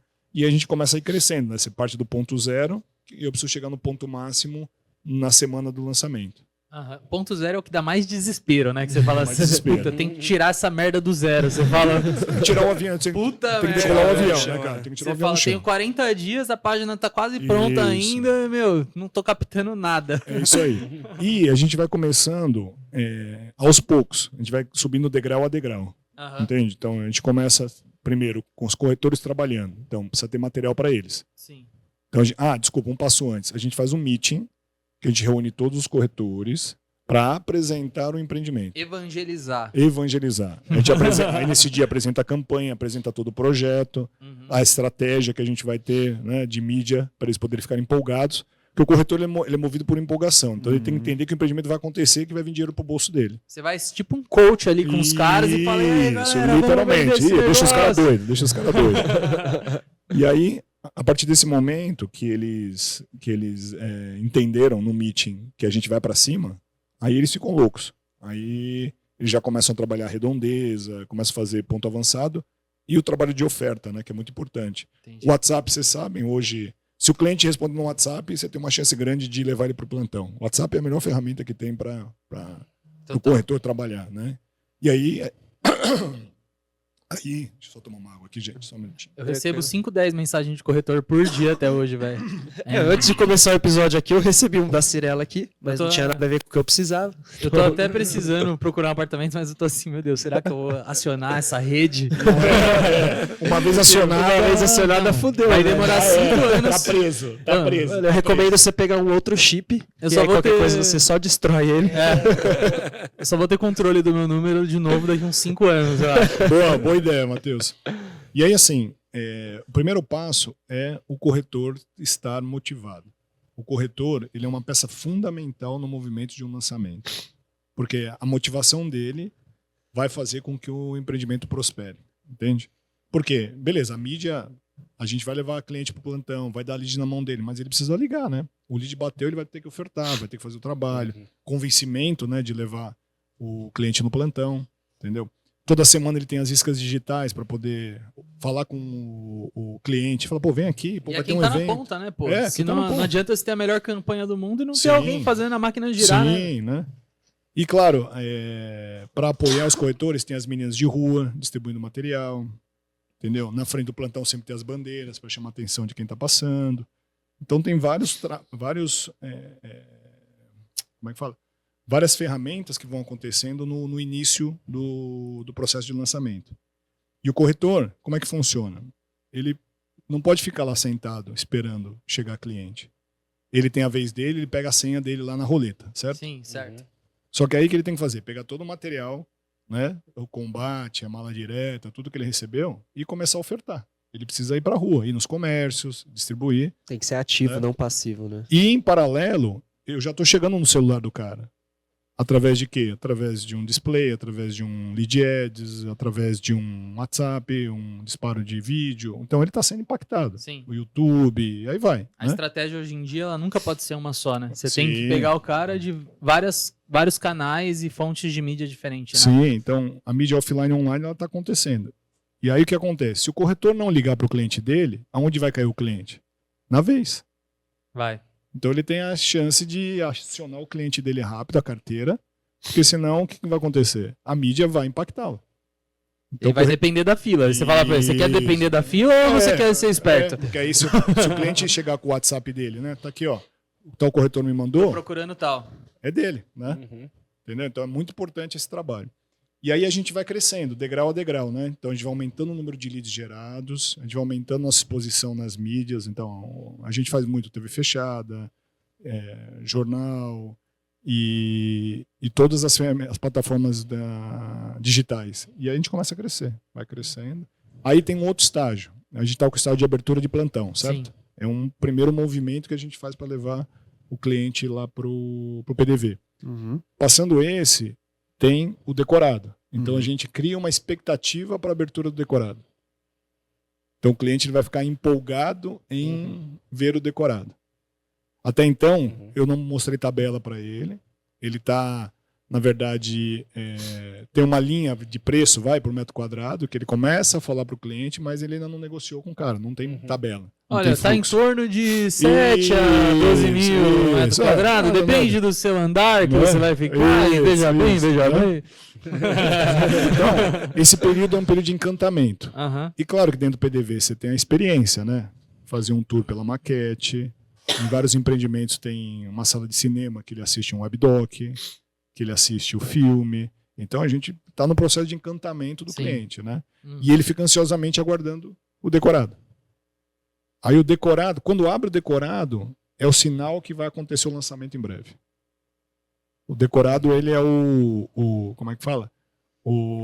A partida real dos próximos 100 metros. É o checkpoint ali, né? É o checkpoint. Entendi. Aí abriu o decorado, passa mais um pouquinho, aí vem o lançamento. Mas quando abriu o decorado, já tipo assim, tá com lead, o time de corretores... Não, aí já tá voando. Já tá tudo preparado para lotar o negócio, né? Aí já atingimos aí, pelo menos aí, um empreendimento para ele conseguir ter sucesso, tudo, pelo menos aí umas 1000 visitas, né? Um empreendimento médio. 1000 visitas, tipo, no dia do lançamento? Não, durante o decorrer de todo o processo. Tá. Então, desde o dia que abriu o plantão até o dia do lançamento, passaram-se 1000 pessoas no plantão. Entendeu? Tá, entendi. E aí isso já dá para você ter um norte de conversão. Você sabe se vai ser um sucesso, se não vai, se tá... Aí começa a vir uns feedbacks para nós. O lead está ok, o lead não está qualificado, vamos mudar a persona. Então, essa dor é foda, né, velho? Porque falar que o lead está desqualificado é fácil. Mas aí, o que acontece? Nós também temos os indicadores para o corretor avaliar. Então a gente também precisa entender se ele avaliou, se ele realmente está fazendo follow-up. Então tem várias métricas. Para saber se é o lead desqualificado ou se o corretor que é desqualificado. Então a vida dele também não é fácil assim, falar, não, tá desqualificado e pronto. Não. Isso é legal. E aí a gente vai corrigindo a rota, né, durante esse período. Né? São muitos pratinhos. São muitos pratinhos. E a meta é ir crescendo em lead e crescendo em visita. Esse é o principal. Se não estiver crescendo em visita, tem que mudar toda a estratégia. E isso tem que ser corrigido semana a semana. O mercado imobiliário trabalha muito com... o fim de semana é o teu termômetro. Não aconteceu no fim de semana, segunda-feira muda a estratégia. Entendi. Não dá para ficar esperando. É o tempo que as pessoas têm para irem conhecer. Então o fim de semana acaba sendo parâmetro. Concentra mais no fim de semana. E se o fim de semana não funcionou, não deu visita, cara, muda a estratégia. Não deixa rodar mais uma semana na direção errada, porque a chance de dar errado é grande. É verdade, eu tô querendo visitar um decorado esse final de semana. Aí, ó. Já tá quente a coisa, hein? E aí, no decorado, a gente faz uma nova comunicação. E aí a gente cria novas peças. Os criativos vão mudando, porque a gente faz muito teste AB, principalmente no digital, né? Sim. Na parte offline não é tão simples assim, porque você tem um filme publicitário construído, então dá pra você ficar mudando toda hora. Mas no digital a gente está sempre no teste AB, vendo que peça mais performance, se não performou, muda os criativos e vai evoluindo. Né? Então não é só porque planejou que, nossa, vai ser tudo bonitinho. Sim, imagina. Assim, tipo, a rota se ajusta várias vezes no decorrer do lançamento. Claro, você tem uma estratégia definida, mas o tático ele vai mudando conforme o resultado. A banda toca, né? Porque o tático você tem na mão, né, ali? Então você consegue. Tirando a televisão que você compra com antecedência, no digital ou nas ações de rua, você consegue mudar. Entende? E também ver se os corretores estão trabalhando, né? Então ver que quantas ligações ele fez, se realmente ele está ofertando direito, se ele está trabalhando direito. Isso também é um outro processo que tem que acontecer. E a agência, como a gente é muito grudado no cliente, né? A gente fica muito atento a isso, né? E se o empreendimento tem sucesso, a gente também é beneficiado com isso, entendeu? Porque a gente também tem prêmio para isso, né? Então a gente também tá junto no a agência, risco, né? ela tá no risco também, entendeu? Então isso faz com que a gente não se acomode. Skin the game, né? Skin the game, total, cara. Fala, né? Skin the game total. Aí chegou a abertura do decorado. A gente fez todos os criativos novos com a mensagem, olha, venha conhecer o decorado, hoje é o grande dia, faz uma regressiva para o cara chegar lá no decorado. E normalmente no decorado ele vai conseguir ver a tabela. Porque o cara já está quente para fechar o negócio. Viu o decorado, viu a tabela, tá pronto. Entendeu? Aí, Mate, tá vendo aquela pergunta que você fez do preço? Olha o tanto de coisa que os caras colocaram pra, pum, agora eu vou liberar a tabela. Essa tem que ser a estratégia. Essa é a estratégia vencedora, escassez, porque né? chega nesse momento, o cara já fez tudo, já rodou tanto. Você concorda que se eu precificar nesse momento, ele já entendeu o projeto? É, Se eu ele precificar na cabeça. Ele já se imaginou lá no seu apartamento. Sabe o que são essas etapas? Eles forçando o cara a fazer tipo eu no YouTube lá pesquisando sobre as cadeiras. Sim. Que a pessoa ela não quer, ela quer ir direto no... Só que aí mudou a pesquisa como mudou para você. Aham. Porque agora, ela entendendo tudo isso, se ela for ao mercado pesquisar concorrência, ela vai entender quais são os grandes diferenciais do nosso em relação à concorrência. Você educou o cara nesse processo, né? E ele já não vai tomar aquele susto da precificação. Porque ele vai entender, metro quadrado tá até que tá dentro, por tudo que eles estão oferecendo. Ele entende? pensa, pô, tá até barato. Isso, você entende, Matheus? Em situações acontecem isso. Então, massa crítica.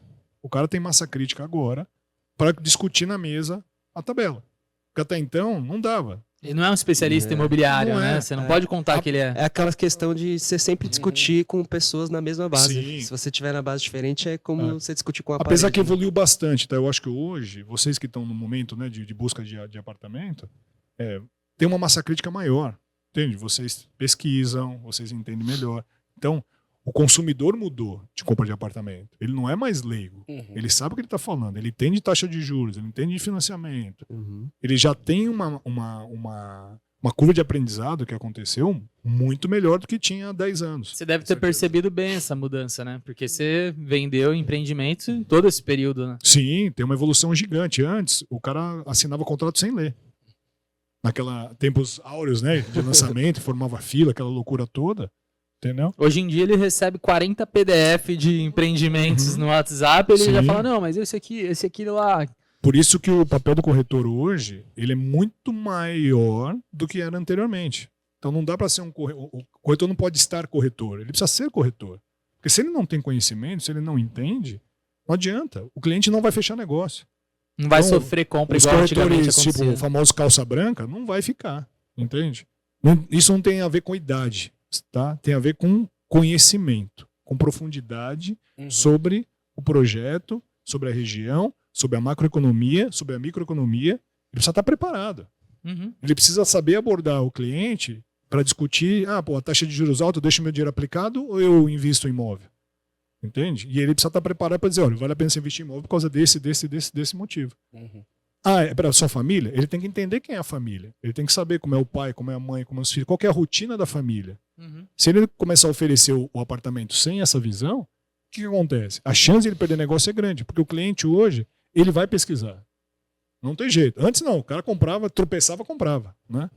Agora não, cara. Então, eu falo muito para os corretores. O corretor do futuro, ele precisa ser um cara multidisciplina. Porque se ele não for multidisciplina, ele não vai conseguir performar nesse mercado. Tem que ter cabeça de assessor, né? Não cabeça de corretor. A gente fala muito isso. Cara. O cara ele tem que saber sobre construção financiada, sobre reforma, sobre financiamento, sobre consórcio, sobre apartamento, sobre retrofit. Ecossistema. Todas as esferas que você fala aqui no Micasa. Exato. Se o cara assistir todos os Micasa, ele está preparado para vender. Concorda? Concordo. O cara tem que saber. Exato. E a gente vê que é uma carência mesmo, porque assim, o cliente é prejudicado quando o profissional não tem esse conhecimento. Porque ele deixa de apresentar uma alternativa que poderia ser boa. Então. Entendeu? Olha que loucura, né, cara? Loucura. E o cliente não gosta mais de perder tempo. Não, cara, não dá para você entrar num apartamento decorado e falar pro cara aqui, olha aqui a sala. O cliente vai falar, jura que é a sala? Pô, achei que era o banheiro, né, cara? Isso daí o Ricardo Martins já me mostrou lá no TikTok, pô. Tá de brincadeira. Tá de brincadeira, né? Não, tem que falar aqui, ó. Essa sala tá ampliada com living.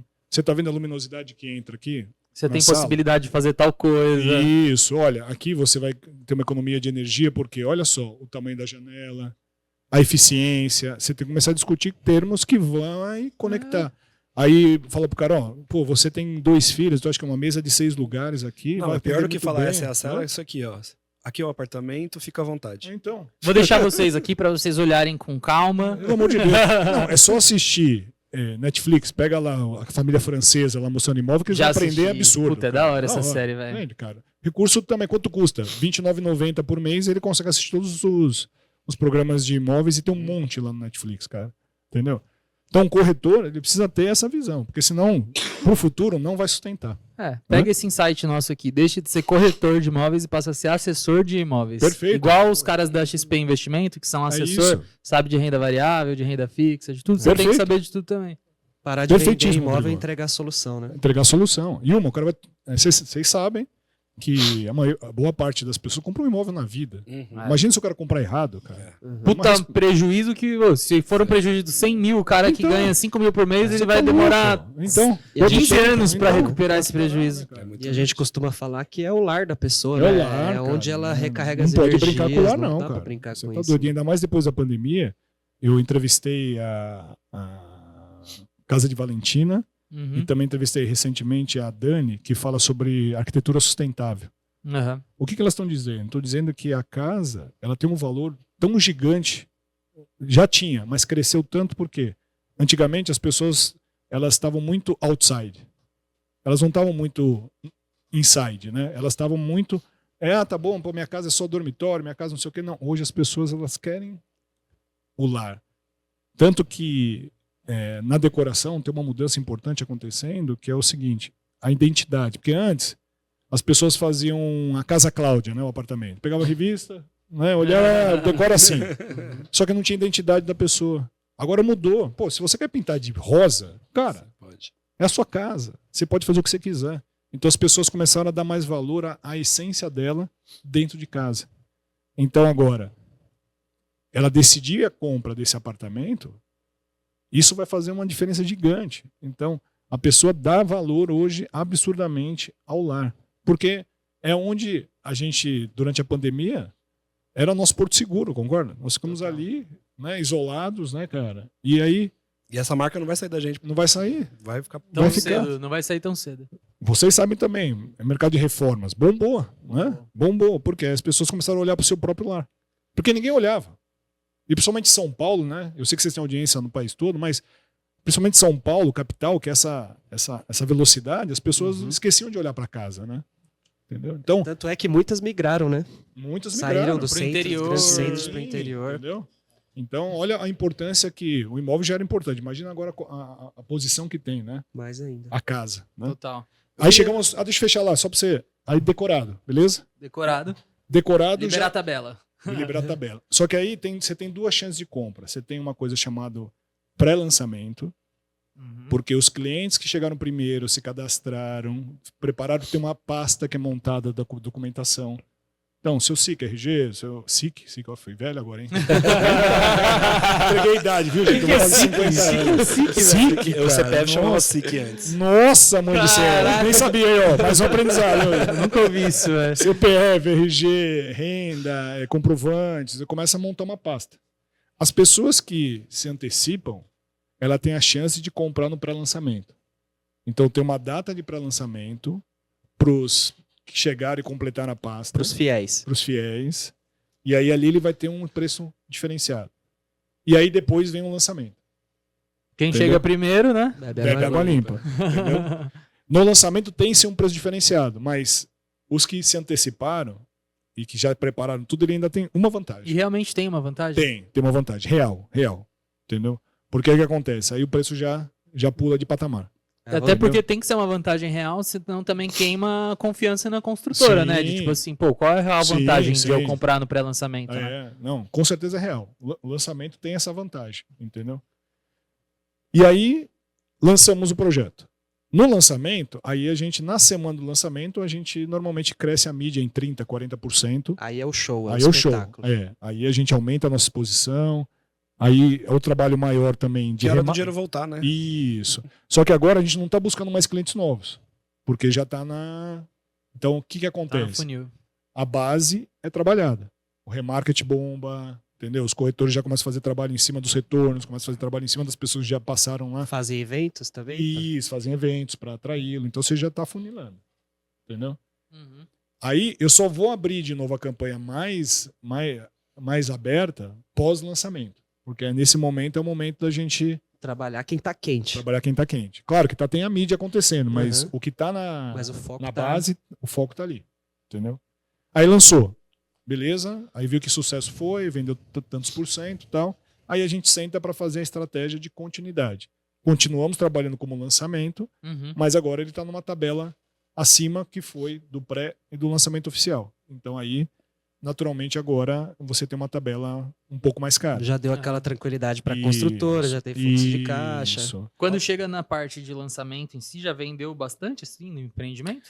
Olha, normalmente 30%, 40%. Tá. Entendeu? Só que aí depende da velocidade. Se você tem muita demanda, você concorda que eu posso subir o preço? Sim. Então aquele local, realmente, as pessoas já precificaram ele, já entenderam que ele vale mais. Um sinal de que pode estar muito barato. A única coisa que é definida é o primeiro lote, né? Os é o primeiro outros lote. lotes aí...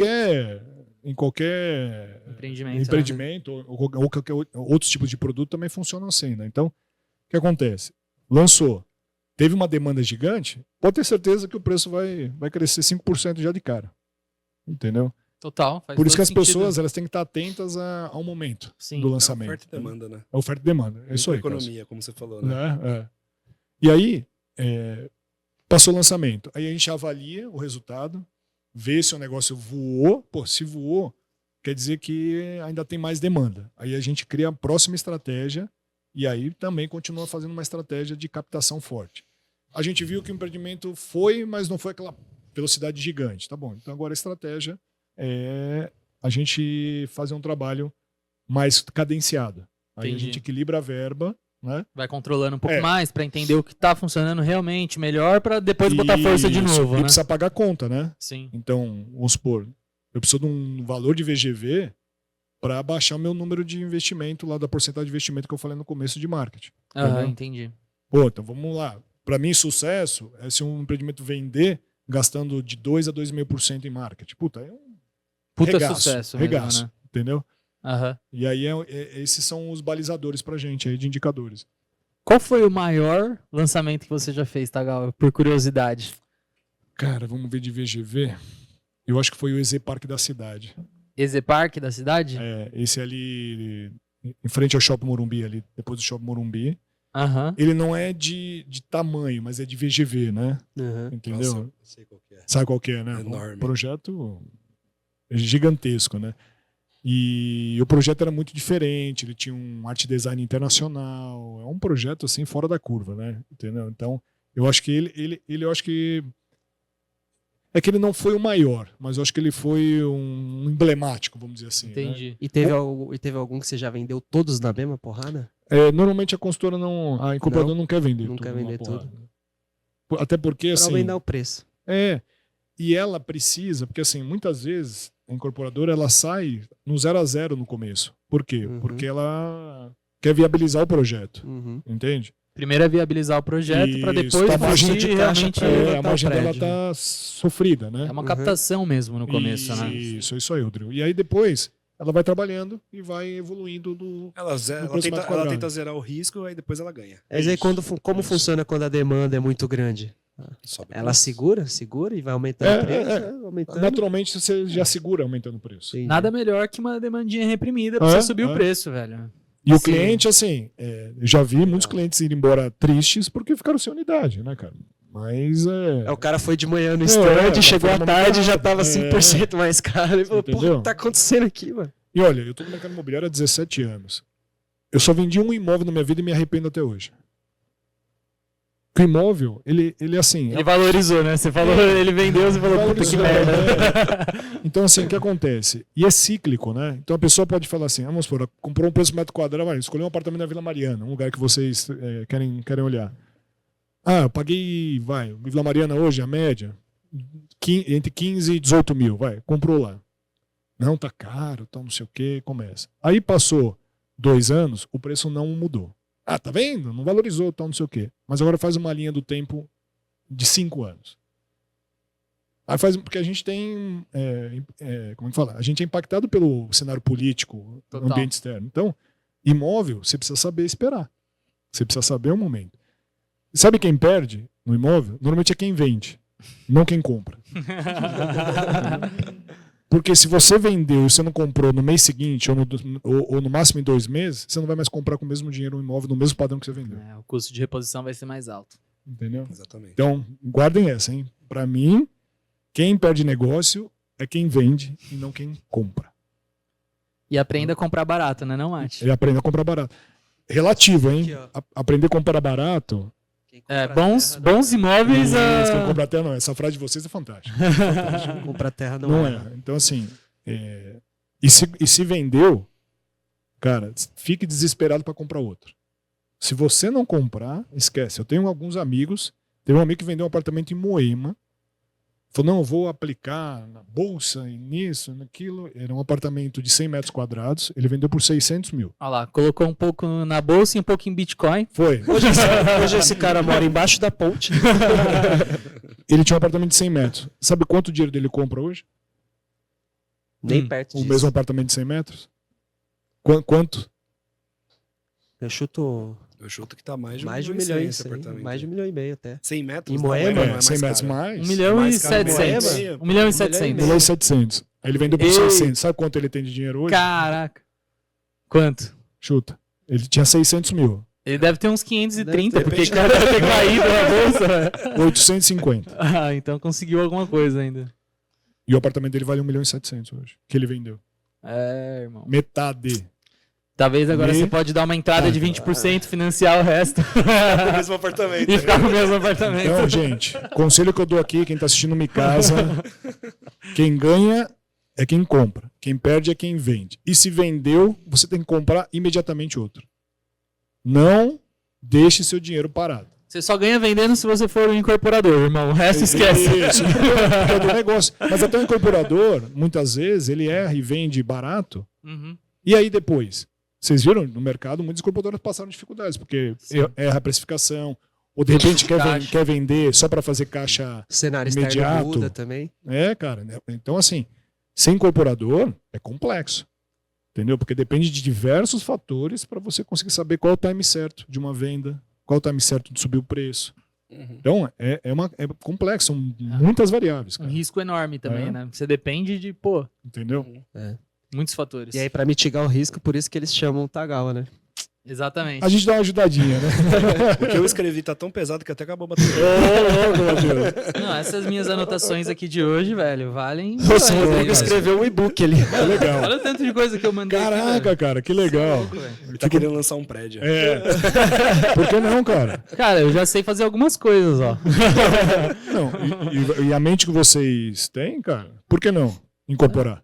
Vamos, quem sabe, em Entendeu? breve. Não é? A gente Breve. tá naqueles pequenas oportunidades ainda, Uhum. até chegar naquela É isso grande. aí. E é assim que funciona. Lembra que eu falei? O ano tem 365 dias. Exato, 1% melhor. 1% melhor, 1% melhor. Quando É. você vê, transformou. A gente já tem um produto imobiliário aí com VGV de 4 milhões para vender, 4 a 5 milhões. Daqui a pouco, quem sabe, a gente pode ter um maior, mas Sim. aí a gente, né?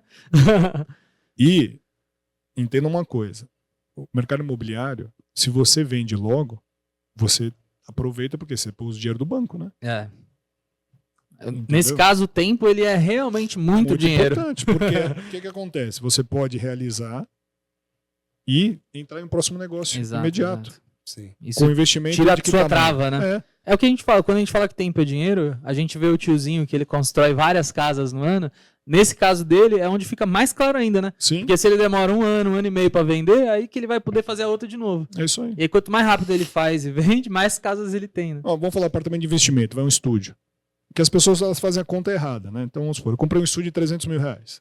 Aí eu dei 20% de entrada, 60 mil, certo? Uhum. E ele tá me rendendo um aluguel de 300, um apartamento de 300 mil, vai estar me rendendo um aluguel de 1%. Vamos chutar? 3 pau. 3. A pessoa, não, vou chutar menos, vai, 0,7, vai. Tá rendendo aí uns 2,100, vai. Uhum. Aí a pessoa fala, comprei um apartamento de 300 mil, tá me rendendo só 2 mil. Mas quanto você pôs em dinheiro? Pôs 60 mil, não pôs 300 mil. Você não colocou o dinheiro inteiro. E Entende? todo mundo que compara esses investimentos também nunca fala isso, né? E nunca nem tem o dinheiro na conta para deixar investido. Sim, e aí compara como se tivesse Como se desembolsado tivesse os já. 300 mil. Não desembolsou, você desembolsou 60 mil para ter uma renda de 2,100. Ela não faz o fluxo de caixa, ela faz a conta inteira, né? Então, O valor total. Com 60 mil, se dá 2,100, nós estamos falando aí de 2,5%. Essa pra mim é a maior maravilha do mercado imobiliário, que quando você realmente entende isso, né, sua cabeça muda. Porque aí Trabalha. você não quer ter dinheiro. E quando você tem todo o dinheiro, você não quer usar ele inteiro. Porque você fala, se eu tenho 1 milhão, por que eu não uso os 20% de entrada para fazer 5, ao invés de um só, que eu Então, posso comprar à então. vista? Olha que loucura, né? Então as pessoas elas não entendem como que funciona o mercado imobiliário. A hora que entender, vai ganhar dinheiro muito forte nesse setor, entendeu? E vai sacar as ações. Por isso você aí de casa tem que acompanhar o Micasa, assistir o episódio completo, curtir, compartilhar com os amigos, se inscrever, ativar o sininho aí, fazer a porra toda. Pra você ficar mais inteligente e ganhar dinheiro. Vamos botar uma missão pra galera que tá aqui ouvindo a gente? Bora. Escolhe um episódio de cada segmento pra você escutar e ver se você não é uma pessoa diferente depois disso. Boa, um de consórcio, um de crédito, um de financiamento, Eu falo um de pra você, junta as esferas financiada. aí, o cara tá pronto. Entendeu? Você já vai estar acima, de muitos por cento da população inteira. Não, e pensa, de repente, sabe? A mãe tem um terreno, né? E a casinha ali, pô, tem um terreno de 200, 300 metros, né? Aí tem uma casinha só. A oportunidade. Com Já tá certeza na mão. você conhece alguém aí Não que tem um imóvel. Um pô. tio, um primo, um avô, um tio-avô, sei lá. Uhum. Salvo, tá salvo assim. se você tá numa situação muito ruim, você Não é? tem alguém que tem um imóvel, né? Tem um imóvel, então... Sim, se você não tem dinheiro, você conhece alguém que É. tenha e você administra tudo pro cara, na obra, de tudo, É acompanha isso, cara. e vai Você precisa de um embora. bom projeto. É. Precisa de um bom projeto e coragem. Coragem. E coragem. É isso aí. Antes da gente caminhar pro final aqui, eu tinha uma pergunta que eu queria Ah, é? fazer muito pro Tagawa também. Bora.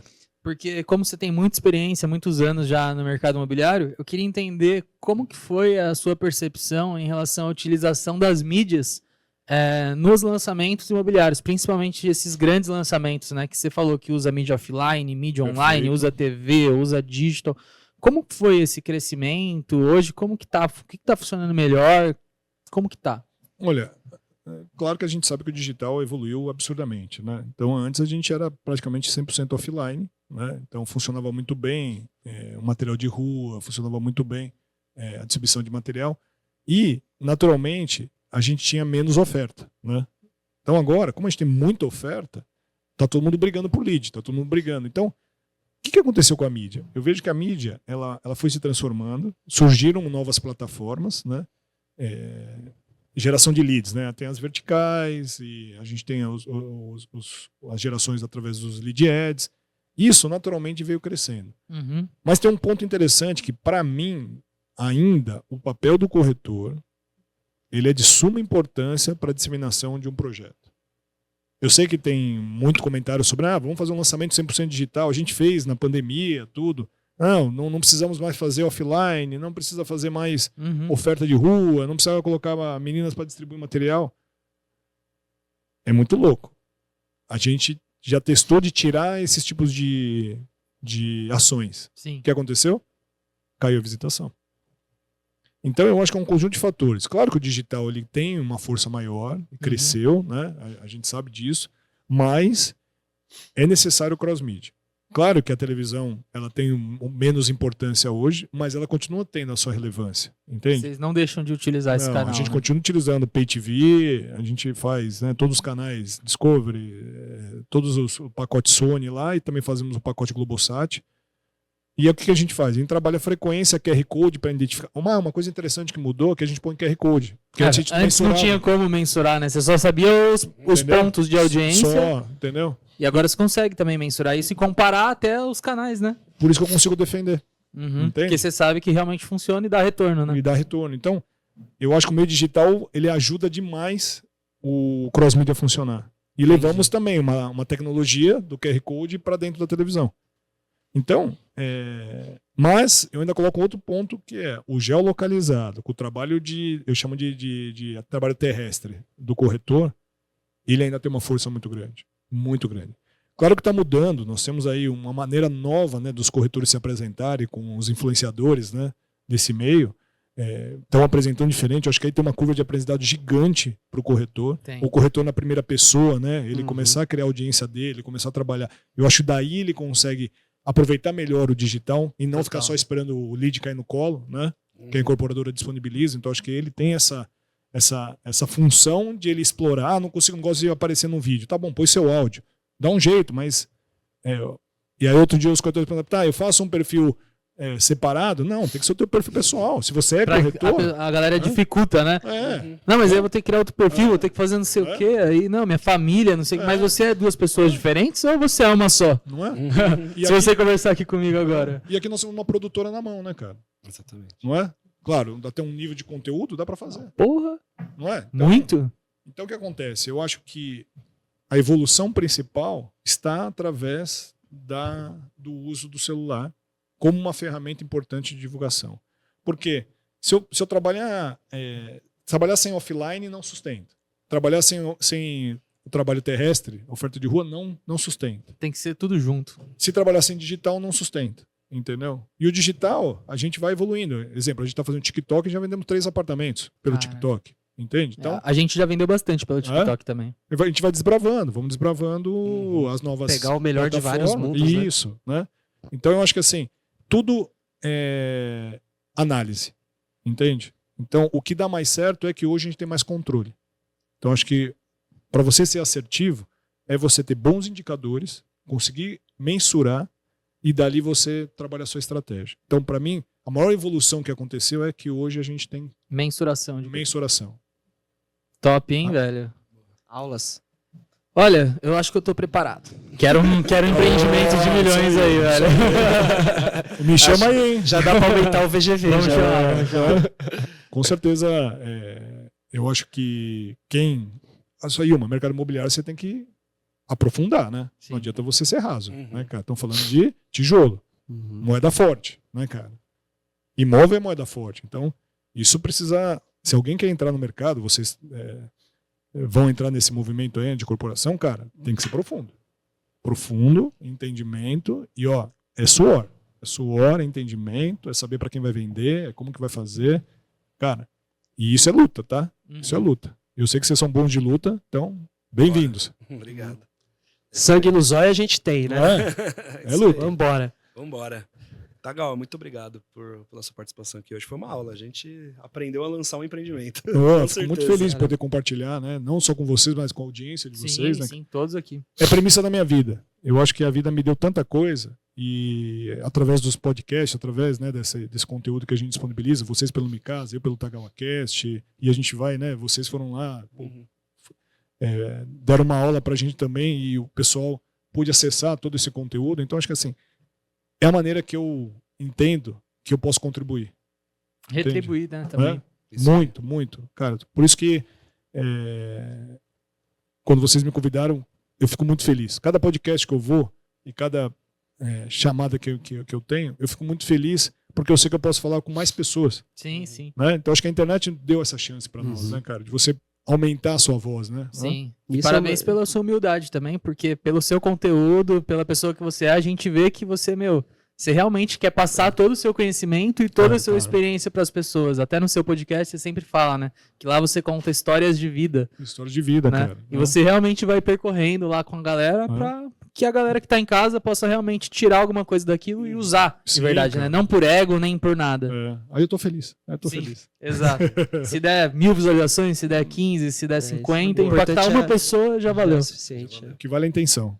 Pô, legal, obrigado mesmo, tá? Obrigado a vocês, você né, não tá cara? tão legal hoje, mas cumpriu o compromisso, veio aí, falou com a galera, firme e forte. Obrigadão, velho. Valeu, obrigado vocês. Isso aí foi mais uma casa, né, Rodrigão? Esse foi mais uma casa. Obrigado. Muito obrigado e tchau. Até a próxima semana e tchau.